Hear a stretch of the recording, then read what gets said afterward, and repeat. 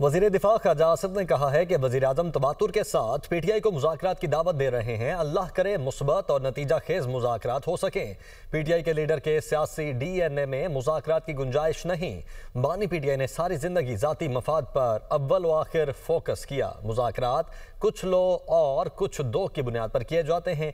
बानी पीटीआई उसूल परस्त शख्स नहीं, 200% मफाद परस्त शख्स है। बानी पीटीआई ज़ाती फ़ायदे के लिए उसूल और इंसानी रिश्ते सब कुछ रोन सकते हैं।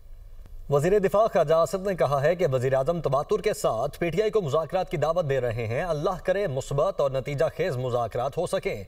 पीटीआई के लीडर के सियासी डीएनए में मुज़ाकरात की गुंजाइश नहीं।